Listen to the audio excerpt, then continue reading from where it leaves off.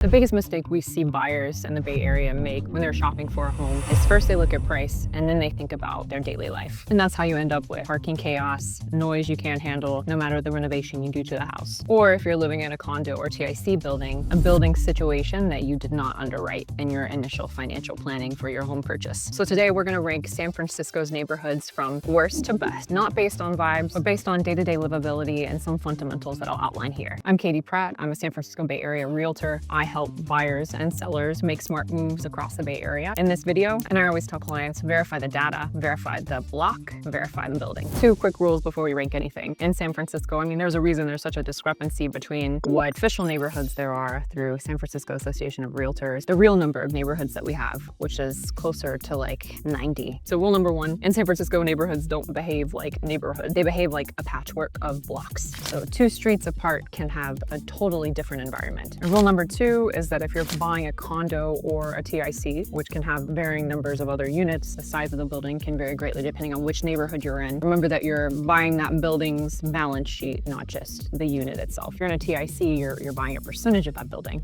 Using a simple star system, so 1 star through 5 stars, 5 being the best, 1 being the worst. 1 star equals caution areas, 2 stars are areas where you can get value, but there are definite trade-offs. 3 star, it's a solid middle area. Maybe there's room for appreciation. Maybe some things are changing within that neighborhood to make it one of the categories that we described before better. 4 star is a high demand neighborhood with strong fundamentals, and a 5 star neighborhood is top tier, tends to hold value. Let's start with the 1 star areas where the fine print matters. 1 star area, Tenderloin, DL, Civic Center, and some of the mid adjacent blocks on this map I'm showing you here. So this is a dense core around Civic Center and the Tenderloin footprint. You've got major transit access. You've got lots of commuters coming into this part of the city to get to the financial districts and SoMa. It's definitely one of the most block by block parts of San Francisco. 2 streets can feel completely different based on the time of day and what's happening on that corridor. If you're relocating, especially from out of state, it's not a place that you can judge from online photos and videos. And here's a quick test for comfort, and that's a 3-walk test. So walk the property, visit the property during the day, visit the property on a weeknight around 5 to 6 p.m., and then visit the property again on the weekend and walk the property later at night. You can also compare that to the SFPD dashboard time frame that you care about. And that's one way of catching street volatility before you buy it. Pros of these areas, transit access is strong. There are lots of job centers and venues in this part of San Francisco. Pricing can be very attractive and it can be very much lower. And the buyer pool for these areas is much narrower. So cons is that day-to-day livability can swing dramatically from street to street. Oftentimes there's an older multifamily inventory in these areas, and that means the building matters as much as the neighborhood. Check the permits, check the reserves, check the management company, the HOA board notes, meeting reviews over the last 12 months, whatever's available to you to do due diligence on that particular building. I will say that people associate certain levels of crime and our drug crisis in San Francisco with the Tenderloin. And in the past year, I will say overall, the decline in crime in 2025 was 25%, with a 44% decline in violent crimes. So the mayor, the task force, some changes that have been implemented over the last year have contributed to the increased safety in some of these areas that we associate with higher crime rates. Up on the neighborhood ranking list is nearby, and that is SoMa, which stands for Southwood Market. It's literally the blocks along Market Street and Southwood Market. It's pitted between Civic Center, Nob Hill, and then on the southeast side, Mission Bay, where there's a ton of new construction. You're close to the Caltrans transit system. Meanwhile, you have luxury style penthouse condos on Mission Street, 701 Mission Street building that's sold for over $7 million with monthly HOAs well over $5,000 per month. The main attractions of SoMa, you've got a ton of art museums, the Moscone Center, the San Francisco Museum of Modern Art, SFMOMA, the African Diaspora Museum, the International Art Museum of America. Just on the other side of SoMa, we've got the Asian Art Museum. There's also the Warfield, which has tons of internationally and nationally known artists coming through. Some of these amazing high-rise buildings have rooftops that are open to the public. So Salesforce's tower, their 4.5 acre rooftop is open to the public. And then there's 343 Sansom Street. Of course, you're not too far down from Oracle Park where you can watch the San Francisco Giants play. SoMa is especially known for its nightlife. DNA Lounge has been a long-standing institution and place of a lot of folks' early 20s memories. There's the Stud, which is a long-standing LGBTQ bar sponsored by Anne Fong. Asus which is another LGBTQ bar with drag shows, Lone Star Saloon, Novella, so there's no shortage of places to hang out. So Soma has a lot of benefits to being close to public transportation and of course cons, and also being close to the freeway entry and exit points. So you can be close to these high intensity corridors and blocks, buy in a great building, but be in the wrong unit facing some of what's part of daily life here in the Bay Area and San Francisco traffic. Unless you're commuting to other parts of the Bay using the freeway, having a car can be a nightmare or an extra premium. Whether you're renting or buying, parking is minimally $500 per month extra, if not included in the sale of your unit. This is another example when you're testing out your unit or the living space that you're interested in, making sure you go at different times of the day and especially during the most busy commute hours. You have a ton of newer construction options in Soma, which since 2019, there has been quite a bit of depreciation with newer condo buildings. So you can get a relative deal compared to other parts in the city when talking about condo price points. The trade-off is that you're purchasing in a bigger building where inevitably HOAs will go up, or you'll have special assessments as the building ages. Now we're moving on to 2-star areas, 2.5-star areas. And neighborhood number 1 is Visitation Valley. Visitation Valley is in the southeastern part of the city border with Brisbane. Not a lot of folks put it on their map as their first choice.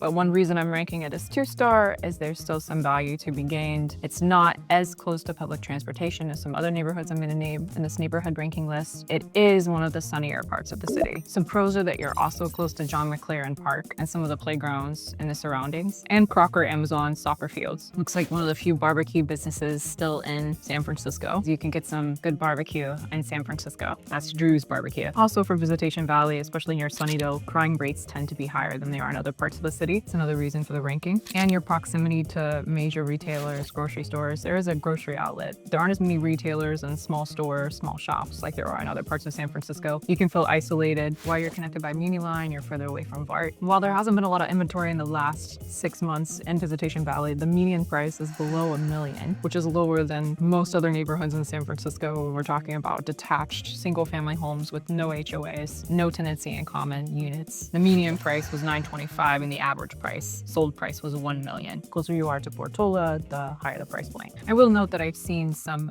bigger new construction or newer construction built after 2015 sell for over $2 million. It's worth noting that San Francisco historically has neglected this part of the city when it comes to redevelopment plans. There are redevelopment plans for the Slage factories, which they plan to turn into a mixed-use development, which could affect long-term value. And many of the homes that I've seen over the last 12 months sell here look like they need some cosmetic work, or at the very least, they need more of the bones work, electrical, roof, siding. So it could be a long-term value play if you're okay with being in that part of the city. Could be a good compromise for a couple where one person works in the city and is willing to commute via Muni, and the other person works in the Peninsula or the South Bay. And this next ranking I know will be controversial because it's not San Francisco proper. It's Treasure Island and Yerba Buena Island. Yerba Buena Island is a natural island, whereas Treasure Island was a man-made island. There are lots of reasons it hasn't been a residential hotspot, and part of that is because it was man-made and also because it was used as a military base. There are concerns about the phased environmental cleanups that needed to happen to make it a safe place long-term to occupy. So pros of being on one of these two islands is that you can very easily commute to the East Bay or San Francisco. You're essentially in the middle. You're slightly closer to San Francisco, so you can avoid half the bridge traffic and the bridge toll if you're not going into the East Bay. It's relatively sunny. And another advantage is you have a special ferry that connects Treasure Island to San Francisco. So if commuting in that way is what you prefer, that's an option for you. And then of course on that note, the cons are island logistics are real. You can feel isolated in a different way. Yeah, you can see the open water. You don't have the same number of amenities that you would in a lot of San Francisco's neighborhoods. And taking a ferry or having to immediately get into commute traffic on the bridge might not be an ideal choice for you. So Treasure Island doesn't have any homes for sale or that have been sold in the last 12 months. There is some build to lease units that are newer constructions that have been built there. History of radioactive contamination on Treasure Island explains why other new development hasn't taken place on that island. The remediation efforts have taken place since 2007. You do see some build to lease and not build to own there. So you really only have two buildings, some new development. You have one Bristol Court, which are more condo-like with high HOAs and varying price points based on the plan, style, elections as you have with new construction. again. And then there are the flats, which are much more expensive, luxurious. And in the last 12 months, 3 of those flats at 36 Meadow Drive have sold, all for cash, and between $3.5 and $8 million. And there are 2 new row homes on Yerba Buena Island, smaller than the 4 that I've mentioned that have sold, but those are listed between $2.495 million and about $2 million, with HOAs for about $2,400, which includes a gym, a sauna, exterior maintenance, a roof deck, a clubhouse, maintenance of the dog parks. And 38 Meadow Drive Unit 1 was an end unit, so that's why it's trading for more. Remember, when you're buying new construction, HOA fees are probably going to increase for maintenance on those aging buildings. And why I'm rating it 2-star, your trade-off is that the infrastructure of that new neighborhood or that new planned development might not be complete, so that's a trade-off. The realities of living on an island. You're trading classic neighborhood fabric for a master planned, phase-built lifestyle where access, timelines, and building level details matter a lot. Because Yerba Buena Island is mostly a condo or flats development, there's no value addition you personally can contribute, and you have to accept the commute patterns that exist for the ferry or hopping onto the Bay Bridge. But then you're dealing with the politics of being in a new construction HOA. You don't know who your neighbors are. The infrastructure is not finished. There's more to come. There are more unknowns. Next up, 3-star areas. I'll start with the Inner Richmond, Central Richmond, which are anchored partially around Golden Gate Park and also not too far from the amenities of the Presidio. Feels a little bit like the burbs, but everything's still accessible through Muni. If you're commuting to other parts of the Bay Area, it's not as ideal. There are a ton of cool streets that make up the Inner Richmond. There's Clement Street, which has a variety of different types of restaurants, food types, Russian or Burmese food, Turkish food, great coffee shops, great wine shops. Got Geary Boulevard running east to west, west to east. On 12th and Clement, you've got, I think it's called Healthy Spirits. They have one of the best Argentinian Malbec wine selections in San Francisco. And then on Geary, you've got Tommy's Mexican Restaurant, which has the biggest selection of tequila in the United States. Because of a lot of the single family homes, it doesn't feel as transitional as some other neighborhoods in San Francisco. Of course, you have park access, which is great for having dogs. The Golden Gate Park acts like a huge backyard for people living around the park. Day to day, it's very family forward, dog friendly because of the parks, routine friendly. You can get groceries, coffee. You can go for a long flat walk around Golden Gate Park. You can go beyond Central Richmond to Ocean Beach. Some of the cons of living in Inner Richmond, Central Richmond, any part of the Richmond district is that you have to deal with crawler fog and the microclimate of a colder San Francisco than you would in some of the far eastern neighborhoods I'll name later. Parking can be challenging, especially if you don't have a dedicated parking spot. However, many detached single-family homes have garage spaces. So if you're a 1-car household, great. So why I'm giving this one a 3-star rating. The weather, it's relatively safe comparing the crime stats to other parts of San Francisco. The median home prices are by no means cheap, but the median price over the past 6 months for detached single-family housing stock was about $1.8 million. But for a central neighborhood near the parks, close enough to the beach, close enough to downtown, this represents a great middle entry point neighborhood for those seeking detached single-family homes. The average price over the past 6 months was about $2.2 million. And not all of these were the same. When I give you these statistics, not all of them were the same quality homes. The housing stock is older, just like it is in a lot of neighborhoods that I'm going to name, and that's why they're so charming. Neighborhood number 2 with the 3-star rating is Potrero Hill. So one of the sunnier, more eastern neighborhoods that people, well, that's quietly popular. And it's not all flat. It has some of the best views of the city, depending on where you are. Say it has lots of elder millennial couples and families with kids. It definitely has an intergenerational feel. There are a couple of music venues like Bottom of the Hill, which have 3 different bands every night. I have to see if that's still true in 2026. Hike up to Wisconsin and 20th. You can turn around and you can see all bridges, all the lights of the city. One of the best views that's not talked about. You're removed from the BART stations. It's a trek to get there. Some of the Muni lines they're okay, but the 22nd Street Caltrain, if you're commuting to the South Bay, is accessible to you. If you feel like this neighborhood doesn't have enough restaurants, cafes, bars, dog patches, and too far away. Like I said, it has great views, is not flat, so getting place to place on your bike or walking, jogging requires some muscle. Same with Muni, you have good but slower transit lines. Finally, it's sleepy compared to other parts of the city, which can be an advantage or a disadvantage, with an exception of some of the venues that I mentioned like bottom of the hill. And in Potrero Hill, I forgot to mention there's going to be a mix of housing stock. There is some new construction. There are a lot of detached single family homes as well. They're just on inclines. Parking's a lot easier in Potrero Hill than it is some of the neighborhoods I've named before. Let me move to another neighborhood that feels less suburban. It's a little bit more central. Border some of the neighborhoods that we were talking about before. And it's very dense and close to some of the music and theater venues of Civic Center. And that's going to be Hayes Valley. With Hayes Valley, from housing inventory standpoint, you're probably going to be looking at tenancies in commons, condos, lofts, maybe townhomes. Your HOAs can vary from $300 per month to $1,100 per month. But the median price point over this past 6 months of that type of housing inventory is lower than any part of San Francisco I've named already. And that's 1.2 million. The average is around 1.15. So because you are central to places like Civic Center and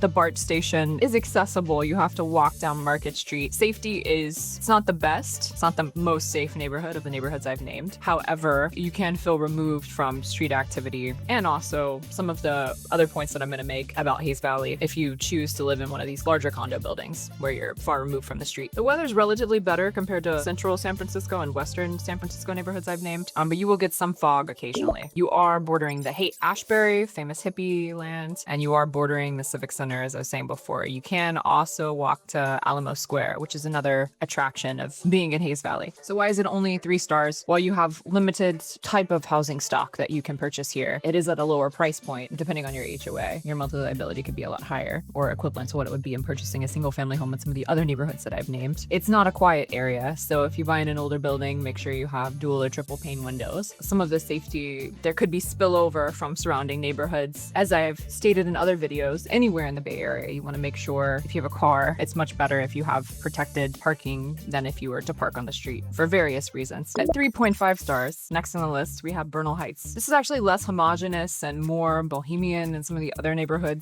central neighborhoods I've named before. What I appreciate about it, a couple of things. The venues I'll name here. There are residents who still work in the trades and are multi-generational San Franciscans, have moved back into their original homes. So it's a cool mix of people who want that more bohemian, progressive vibe. And at the center point of some of that culture are these third places like Wild Wild West, which is the only surviving from a long time ago lesbian bar in San Francisco. Stud's still around. Lexington closed, I think in 2014, many years ago. But Wild Wild West is still there. They have a great outdoor patio space. It's a vibe. Many parks. Bernal Heights Park. Reseda Park has many well-maintained playgrounds. Holly Park, which is a super dog-friendly place, has tennis courts, which is ironic because it's super windy there. Or maybe it just helps you improve your tennis game. It's definitely sunnier than surrounding Glen Park, but the disadvantage is that you don't have the Glen Park BART in your neighborhood, but it's still not so far away. This is a Central Hills version of San Francisco where you still get views. You can get a lot of space, and a relatively big yard is between 2,500 and 3,000 square feet. You have park access though if you don't have a big yard. You're in one of the sunnier parts of San Francisco, depending on where you are in Bernal Heights, but you can get some good sun there. And the neighborhood has an identity. There's a culture there that you might not find in places that are more transitory. They also have really cool murals and an urban art museum. And a long time ago, I think in the 70s, maybe it was before that, the neighborhood put in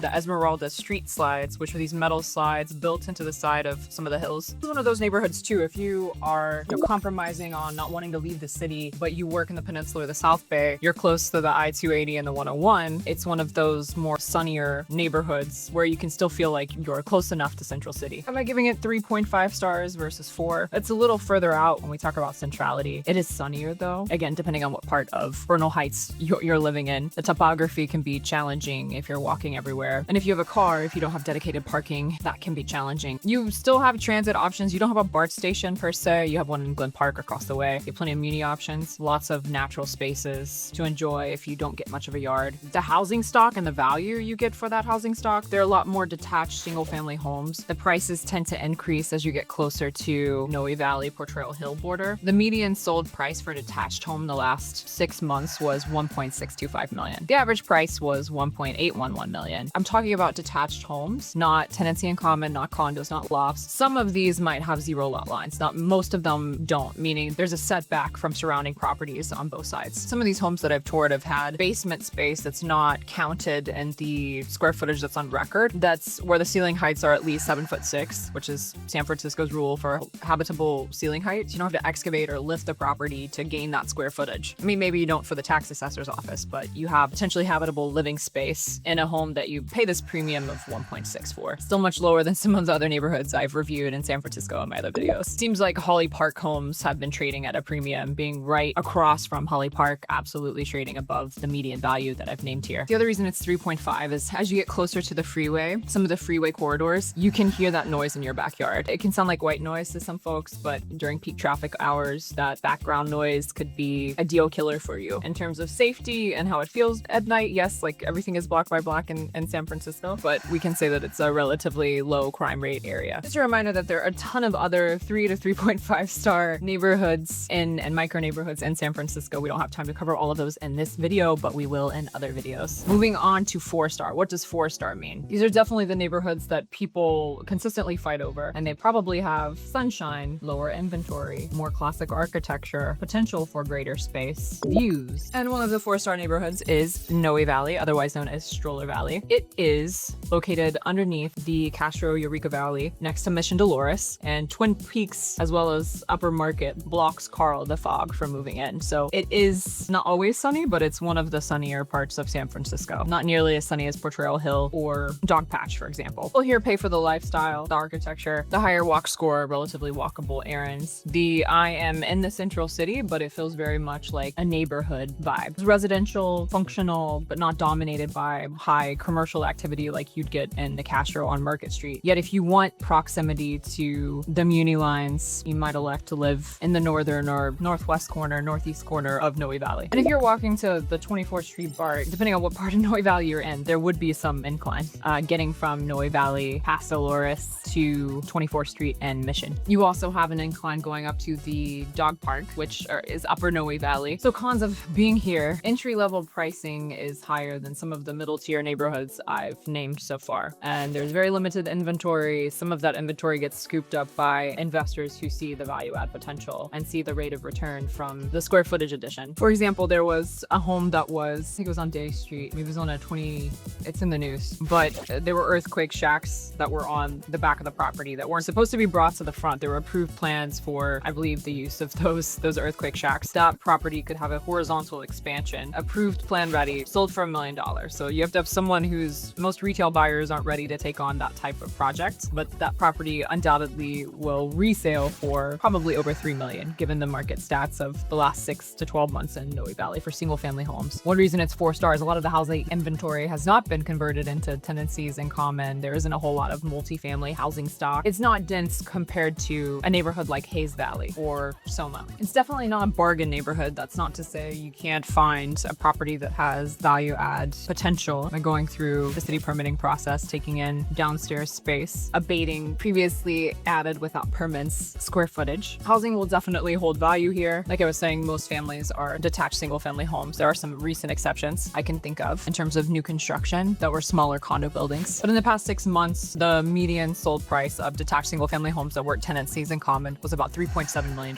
The average was about the same. You can occasionally find deals with expansion potential if you're willing to compete with probably an investor builder. Crime rates are historically low in Noe Valley. It's sleepier, it's quiet, it's aesthetically beautiful. There's no trash on the streets, but people maintain their spaces. And again, in commuting to the South Bay, I mean, one reason that this is a popular neighborhood is because, again, couples where one partner might work in San Francisco and the other might work in the peninsula of the South Bay. This is a nice compromise in between space for them. It's hilly, but you can walk or bike. The original Phil's Coffee, Noe's Cafe, Pulley Cafe, grocery stores, the community park or community space where they have live music, and the farmer's market. And you can go Upper Douglas Park. Next 4-star neighborhood would be Nopa, or north of the Panhandle, and Alamo Square, where you find those iconic San Francisco views and every postcard of the Pink Ladies. There's actually one for sale a few years ago. It was a major fixer-upper. I walked through it. Anyway, I'll talk about median price points in this category and these two neighborhoods. But what makes these 4-star compared to the other one they mentioned, Hayes Valley, is that you're further away from some of the density and some of the, in recent years, complaints about San Francisco when it comes to crime. Both these neighborhoods sit in a very sweet spots. So close enough to Golden Gate Park, above that Panhandle. You've got the charm of the architecture, the high walk score, parks, all the amenities of being in that part of the city. So restaurants, bars, cafes, grocery stores. Great walk scores for getting to those commercial districts, 5 to 15 minute walk, without having to be in the middle of that type of noise. Depending on where you are or whether or not you have a dedicated parking space in your building or your home, a garage, parking can be a little bit challenging. Weather isn't perfect. It's not ideal here in terms of days of sunshine, especially in the summer when coral the fog is more common. So it's a little bit chillier than other parts of the city that I'm going to review. When it comes to housing stock, separate the two, Alamo Square versus north of the Panhandle. There are a lot more tenancy in common, condos, those types of homes instead of detached single-family homes. There have been quite a few duplexes, triplexes for sale in the last 6 months. One sold for $2.6 million. It was a 3-unit building in Nopa. That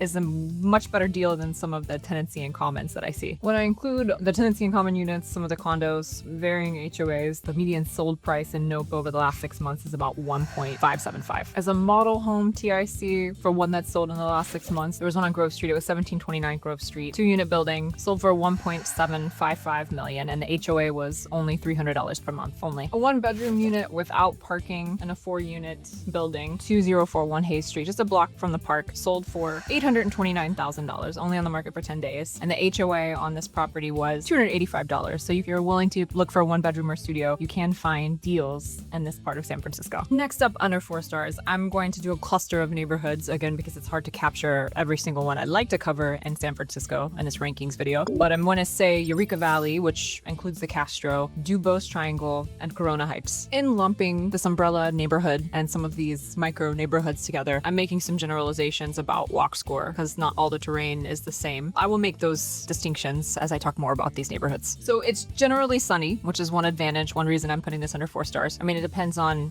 again, your elevation and which micro neighborhood you're in. And the history of this area, I would say, makes the people who are moving in more intentional about having community and third places in which they're likely to encounter that community. Other reasons it's 4 stars, depending on which part of this cluster of neighborhoods you choose to live in, you are close to, like I said, those third places, some of the great grocery stores, some of the parks, whether they're higher elevation or closer to Mission Dolores and Dolores Park. You've got great gyms, some franchise, some local, quirky clothing stores, or landmark food places. You now have more entertainment at the Castro Theater, which recently reopened for amazing concerts. Have quite a bit of famous artists are coming through in the next 2 years. They're pretty booked out. Proximity to the Muni lines. And if you wanted to walk down to the other BARTs through Mission Dolores, Intermission, BART's still accessible if you want to go to other parts of the bay. And because of the intention and having a specific type of community and safety, you can get to know your neighbors really well. And some of it has to do with density and proximity, especially in the Castro proper and Dubose Triangle, because a lot of the housing stock has been converted from multi-unit into tenancy in common flats or completely condoized, and they come at a higher price point. Like I said, nightlife can be right outside of your door, which can be a good and bad thing, and you have a lot of transitional energy because people, when they tour, they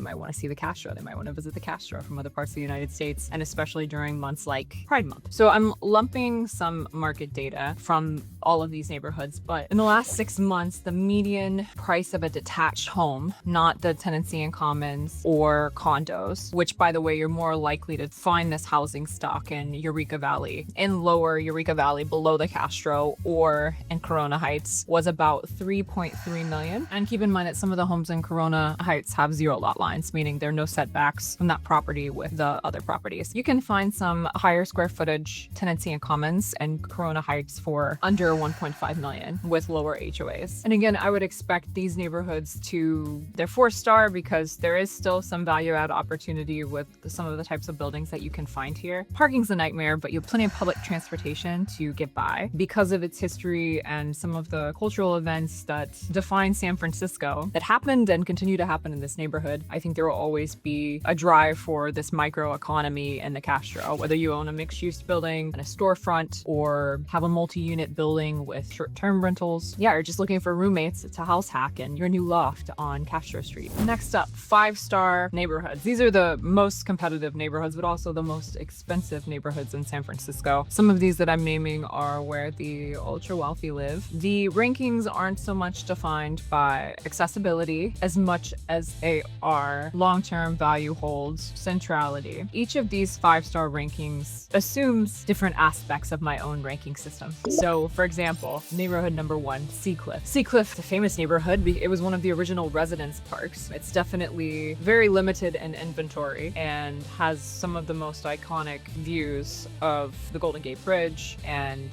that part of the bay. The price points vary depending on your proximity to the ocean. The famous people who owned homes there include Robin Williams. There was a famous magician that lived there for many, many years. I can't tell you which years. There was a famous radio soap opera. It was one of the longest running soap operas. It was based in Seacliff. It was about a family in Seacliff. So Residence Park, and there's gonna be one other in this neighborhood rankings list that I mentioned, but the residence parks were very intentionally planned communities in San Francisco in the early 20th century where developers, the people who owned the land, hired architects. The intention was to have a neighborhood in which people felt like they were living in these glorious, beautiful parks. Seacliff was one of those like non-grid-like curvy streets, big lots. Homes are set back from the street. The privacy afforded by the location of Seacliff is probably only matched by Presidio Terrace, another residence park, or Presidio Heights. If you want the isolation and ocean views, that also comes with a price, which is the cost of maintenance of maintaining a building that is exposed to salts from the sea and high winds. The weather there, it's much cooler than other parts of San Francisco. It's definitely not a reason for its higher ranking. It's more to do with exclusivity, privacy, competitiveness, low density, which, by the way, in talking about market data, to mention the median price over the last 6 months, serves me better to give you examples of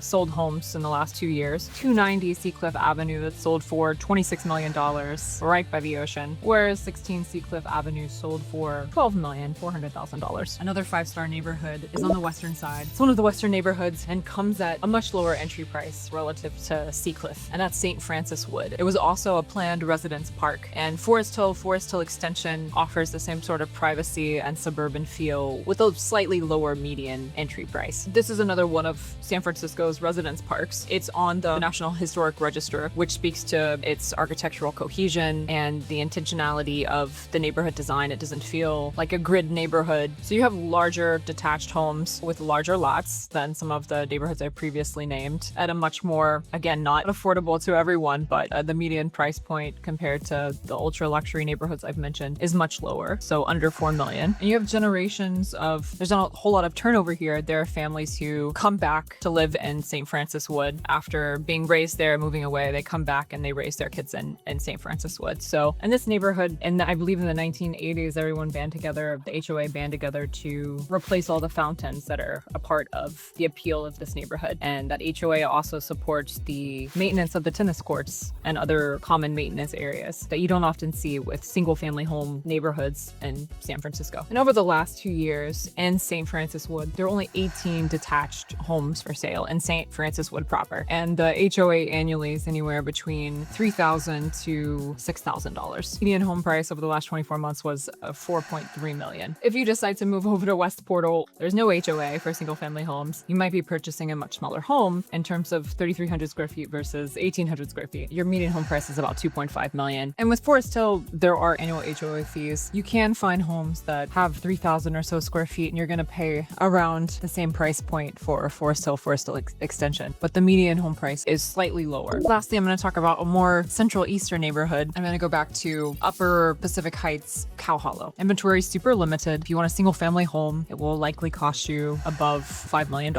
Even the tenancy and common units are quite expensive, relatively speaking, relative to some of these other neighborhoods that we've mentioned. Tons of Edwardian, Victorian architecture. Famous style homes are ones that at least we've seen in the media, like the Mrs. Doubtfire house, the Full House and Fuller House between Cow Hollow and Northern Pacific Heights. While you have Broadway Row, which is Billionaires Row, or the Gold Coast of Pacific Heights, where you have homes pushing the median home price of Pacific Heights up drastically. Parts of Pac Heights and Cow Hollow especially can feel extremely residential, but they're quick access to thoroughfares that lead you to the Golden Gate Bridge, lead you to the Presidio. If you want more action on California and Bush Streets and Japantown borders, Pacific Heights, there's tons of things to do with their retail centers, and there's Kabuki Spa, AMC Theater. You've got Alta Vista Park and Lafayette Park. You're not too far again from the Presidio or Fort Mason. Another advantage of Pac Heights, Cow Hollow over some of the other 5-star neighborhoods, Seacliff, St. Francis Wood, is that you're more likely to get sun in Pac Heights, especially on the northeastern side. So a recap